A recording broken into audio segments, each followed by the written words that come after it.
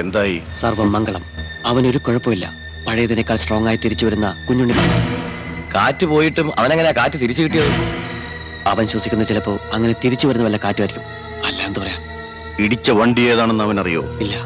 അതവൻ അറിയാൻ പോണില്ല എന്ന് ഞാൻ അപ്പോഴേ പറഞ്ഞതല്ലേ. ശബ്ദം താഴ്ത്ത്. ഇത്ര ആവേശം വേണ്ട. അവനത് ഇതുവരെ അറിഞ്ഞിട്ടില്ലെന്നേ ഉള്ളൂ. പക്ഷേ എന്നെങ്കിലും അറിയില്ല എന്ന് എനിക്ക് ഉറപ്പുണ്ടോ? സാരമില്ല. ബാലഭാസ്കരന്റെ മർമ്മം നോക്കി സമയാസമയം ഓരോ ഇരകളി ഇറക്കി നമ്മളൊരു കളി കളിച്ചു. ഇത്രയും പണം അവന്റെ കയ്യിൽ നിന്ന് ഇവൾ അടിച്ചെടുത്തില്ലേ? ഒരു പക്ഷേ ഇനിയും കുറച്ചുകൂടി എടുക്കാനാവും ദൈവം അവനെ തിരിച്ചയച്ചത്. ഒരു കാര്യം ഉറപ്പാണ്, ബാലഭാസ്കരൻ ഇനിയും ഉറക്കത്തിൽ എഴുന്നേറ്റ് നടക്കും.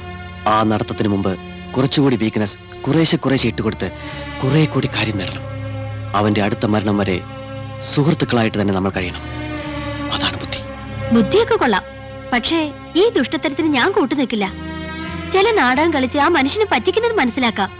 പക്ഷെ കൊല്ലുന്നത് കണ്ണിച്ചോരയില്ലാത്ത ഏർപ്പാടാ. എന്റെ കണ്ണിൽ ഇത്തിരി ചോരയുണ്ട്. നമ്മൾ ഒന്നിച്ചെടുത്ത തീരുമാനമല്ലേടി, പിന്നെ നീ എന്തിനപ്പ കാലുമറന്നത്? 100,000 വിഷമങ്ങൾ കാരണം ഞാൻ ഈ കള്ളക്കളിക്ക് സമ്മതിച്ചത്. പക്ഷെ നിങ്ങൾ ആ മനുഷ്യനെ കൊല്ലാൻ ശ്രമിക്കുമെന്ന് ഞാൻ ഒരിക്കലും വിചാരിച്ചില്ല. നിന്നെ അറിയിക്കാതെ ഞങ്ങൾ അവനൊന്ന് കൊല്ലാൻ ആശിച്ചു പോയി. അതിന് നീ എന്താ ചെയ്യാൻ പോകുന്നത്? പെണ്ണുങ്ങളെ ജോഡിക്ക് കൈ തന്നെയാതെ വേറെ കിട്ടും. അറിയോടി ചൂലേ, നീ ആര്? സ്നേഹത്തിന്റെ മാലാകയോ? ജോഡിയോട് കടിച്ചാൽ കൊന്ന് കുഴിച്ചു പോടുന്നില്ല. എന്റെ തനുകളൊക്കെ ശരിക്കും അറിയില്ല.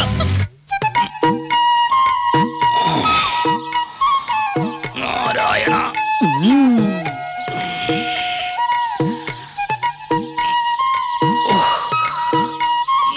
പുരോഗതിയുണ്ട്, നല്ല പുരോഗതിയുണ്ട്. മോദിക്ക് 46 പ്രാവശ്യം കൂടുതൽ മതിയടാ. ഈ തെറാപ്പി ഇനി എത്ര നാൾ വേണ്ടി വരും മോളെ? അതിന് തലയിലെഴുത്ത് വായിച്ചു നോക്കേണ്ടി വരും.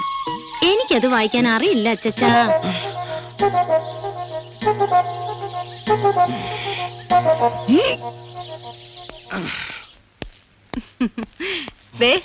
ഈ പാല് മുഴുവനും അങ്ങോട്ട് കുടിച്ച് വൈറ്റമിൻ ഗുളിക അങ്ങോട്ട് കഴിച്ചാട്ടാ. സമയാസമയത്ത് സൂപ്പ് കൊടുക്കാൻ മറക്കണ്ട. കുരുക്കൾ പ്രത്യേകം പറഞ്ഞതാ. ഇന്നലെ ആട്ട സൂപ്പ് വെച്ചിട്ട് ഒരു തുള്ളി പോലും ഇവൻ കുടിച്ചിട്ടില്ല. എന്തൊരു നാറ്റുമായിരുന്നു. മനുഷ്യന്മാരെല്ലാം കുടിക്കോ? ആ എന്നാ അത് മുഴുവൻ കുടിച്ചതേ നിന്റെ അച്ഛനാ. കാലിലെ വേദന എങ്ങനെ ഉണ്ടടാ? അതിപ്പോഴും കാലിൽ തന്നെയുണ്ട്. നടക്കുമ്പോ നല്ല വേദനയാ. അത് വളരെ നന്നായി. ഈ തുള്ളിക്കളിയും തിരുമലും ഒക്കെ കഴിയുമ്പോ ഓഫീസിൽ ഒരു കുഷനുള്ള കസേര ഞാൻ ഇട്ട് തരുന്നുണ്ട്. പിന്നെ അതിലങ്ങോട്ട് ഇരുന്നുള്ള നടത്തം മതി. അധികം വേദനയ്ക്കില്ല. ഞാനൊന്ന് വീണ് പോയിന്ന് വെച്ചേ എന്നെ ആരും അങ്ങനെ ഇരുത്തണ്ട. ഇന്നത്തെ സൂപ്പ് മുഴുവൻ വലിച്ചു വാരി വിഴുങ്ങണമെന്നില്ല. അത് ഞാൻ തന്നെ കുടിച്ചോളാം. എടാ, ചാക്കട്ടന്മാരുന്ന് വിറ്റാമിൻ ഗുളിക കഴിച്ചോണ്ടോ മുട്ടനാടിന്റെ എല്ല് തിളപ്പിച്ച് വെച്ചോണ്ടോ ഒരു കാര്യമില്ല. നിനക്ക് ഞാനൊരു മരുന്ന് പറഞ്ഞുതരാം. നല്ല അസൽ എരുവപ്പാലില് അശ്വഗന്ധ അരച്ച് അതിന്റെ സത്തെടുത്ത് 2 നേരം ഒരു പിടി പിടിച്ചാൽ നീ പഴയ ശ്രീകൃഷ്ണനാകാൻ 6 മാസം മതിയടാ.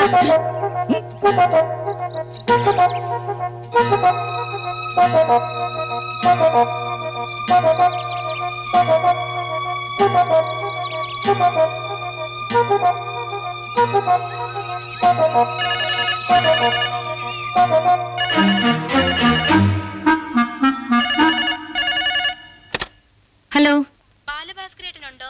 ഇല്ല, അങ്ങേ രാവിയായിട്ട് മാസം 4 കഴിഞ്ഞു. അവിടെയാണെങ്കിൽ ഫോണും ഇല്ല. ഇതാരാ സംസാരിക്കുന്നേ? നിന്റെ അമ്മൂമ്മ. അറിഞ്ഞിട്ട് എന്ത് വേണോടി?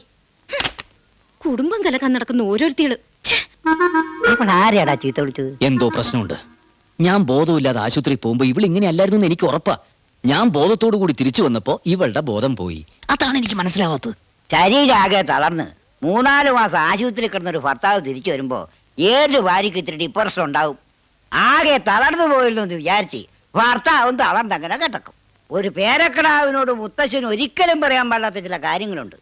എന്നാലും നിന്റെ വികൃതിത്തരം കാണുമ്പോ ഞാൻ അനുഭവിക്കുന്ന ആനന്ദം ഓർക്കുമ്പോ എനിക്കത് പറയാതിരിക്കാനും വയ്യ.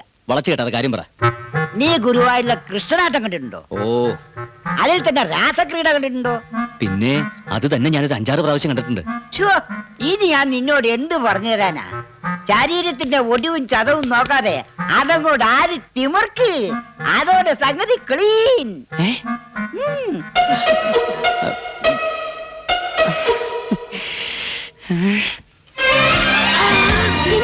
ഒന്നുമില്ല ചന്ദ്രികേ.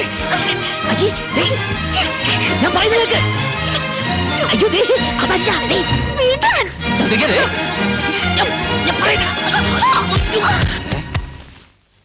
നിങ്ങൾ എന്താ മനുഷ്യ കാണിക്കുന്നേ? നമ്മൾ ഇതിനു മുമ്പ് കാണിച്ചതൊക്കെ തന്നെ. എന്തേ? എന്താ? ഒന്നുമില്ല, എന്തോ ഒരു ശബ്ദം കേട്ടു.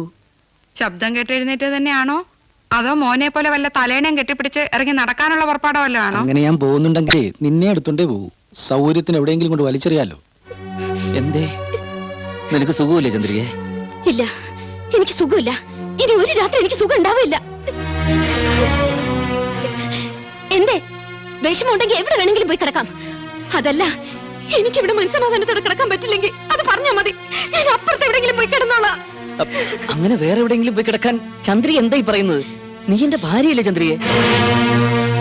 നീ ഉദ്ദേശിക്കുന്നത് പോലെ എനിക്കങ്ങനെ ഒരു തളർച്ചയോ ക്ഷീണോ ഒന്നുമില്ല ചന്ദ്രികെ.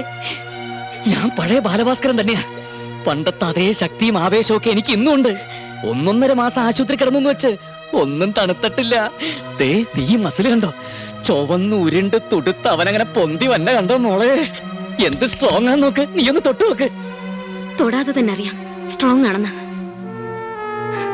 നിങ്ങളുടെ പഴയ ആവേശവും ശക്തിയും ഒന്നും പോയിട്ടില്ലെന്നും നിങ്ങൾ പഴയ ബാലഭാസ്കരനാണെന്നും ഒക്കെ നന്നായി അറിയാം.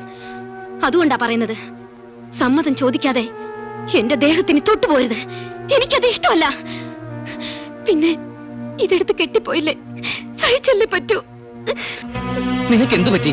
ഞാൻ നിന്റെ ബാലഭാസ്കരേട്ടനല്ലേ ചന്ദ്രികെ? എനിക്കിപ്പൊ നിങ്ങൾ ബാലഭാസ്കരേട്ടനല്ല, കാലഭാസ്കരേട്ടനാണ്. കാലിയാണെന്നും പറഞ്ഞ് ഒരു ചരട് കഴുത്തിൽ കെട്ടിയിട്ട് ഏത് പെണ്ണിനെ മനസ്സ് ഞെരിച്ച് കൊല്ലാൻ മടിക്കാത്ത കാലഭാസ്കരേട്ടൻ. ഭാര്യയാണെന്ന് പൂർണ്ണമായി വിശ്വസിച്ചിട്ട് തന്നെയാ ഇത്രയും അഭിമാനത്തോടെ ഇതിനകത്ത് കഴിഞ്ഞത്. ഇനി മുതൽ ഞാൻ ഭാര്യയല്ല, യക്ഷിയാണ്, യക്ഷി. ഇപ്പൊ ഇത്ര അറിഞ്ഞാ മതി, ബാക്കി പിന്നാലെ അറിഞ്ഞോളും.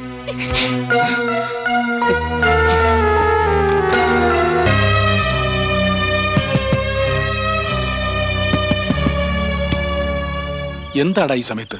അച്ഛന്റെ കുടിക്കാൻ വല്ലതും ഉണ്ടാവോ? വല്ല ബ്രാൻഡിയോ വിസ്കിയോ മറ്റോ? ഈ സമയത്ത് ഒന്ന് വാതിൽ മുട്ട. ഇതെന്താ ബാറോ? ഉടക്കാൻ നിൽക്കാതെ അച്ഛനെ ഒന്ന് സഹായിക്കാൻ പറ്റുമോ? പറ്റുമെങ്കിൽ പറ്റുന്ന പറ. 2 അടിക്കാതെ എനിക്കൊന്നും ഉറങ്ങാൻ പറ്റില്ല. ഈ നേരത്തെ ഞാൻ ഇവിടെ പോയി തപ്പാനാ? അതല്ല അച്ഛൻ്റെ അടുത്തേക്ക് വന്നത്. അമ്മയൊന്നും അറിയാൻ പോകുന്നില്ല. ഉണ്ടെങ്കിൽ സാധനം എടുക്ക. വേഗം എടുക്കാൻ. ഞാൻ കുപ്പിയും കെട്ടിപ്പിടിച്ച് കിടക്കാണോ? ഓ, എന്താടാ പ്രശ്നം? പ്രശ്നം വളരെ സീരിയസാ. എന്റെ ചന്ദ്രിക യക്ഷിയായി.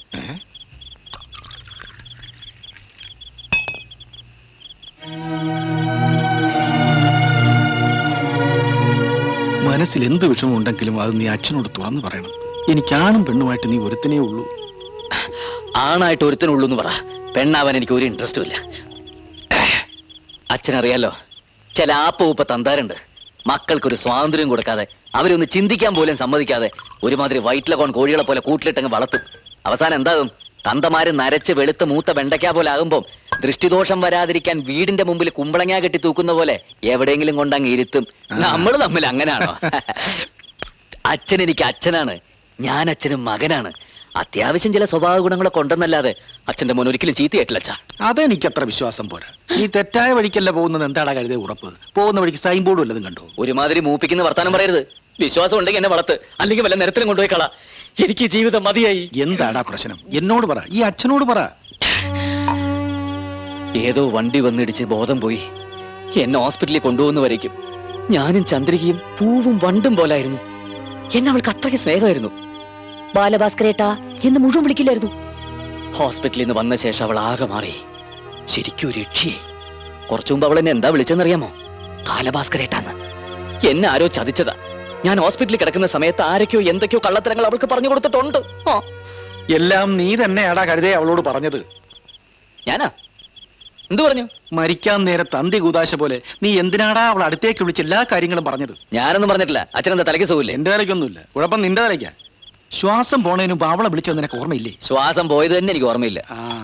എന്നാ നിന്റെ ശവക്കുഴി കുഴിച്ചത് നീ തന്നെയാ. ചത്തുപോയ നീ തിരിച്ചു വന്നു എന്ന് ഡോക്ടർ പറഞ്ഞപ്പോ സന്തോഷം കൊണ്ട് ഞാൻ അവളോട് എന്തൊക്കെയോ പറഞ്ഞുപോയി. എന്നാ അതൊന്നും കേൾക്കാതെ ഇടിവെട്ടിയ തെങ്ങ് പോലെ തലയില്ലാതെ അവൾ ഒറ്റ നിൽപ്പായിരുന്നു. കുറെ നിർബന്ധിച്ചപ്പോൾ അവൾ പറഞ്ഞു തിരിച്ചു വരുന്നത് അവളുടെ ഭർത്താവല്ല. നിനക്ക് വേറെയും ഒരുപാട് ഭാര്യമാരും മക്കളും ഒക്കെ ഉണ്ടെന്നും ഇത്രയും കാലം നീ അവളെ ചതിക്കായിരുന്നു എന്നൊക്കെ നീ അവളോട് പറഞ്ഞു. അത്രേ മരിച്ചതും ഭർത്താവല്ല, തിരിച്ചു വരുന്നതും ഭർത്താവല്ല എന്ന് അവൾ എന്നോട് പറഞ്ഞു. എന്തേ? ഒന്നുമില്ല. കുടിച്ച തരിപ്പ് മുഴുവൻ ഇറങ്ങി. നീ എന്തിനാടാ അങ്ങനെ ഒരു ബുദ്ധിമോശം കാണിച്ചത്? അത് തന്നെ അപ്പൊ ഞാനും ആലോചിക്കുന്നത്.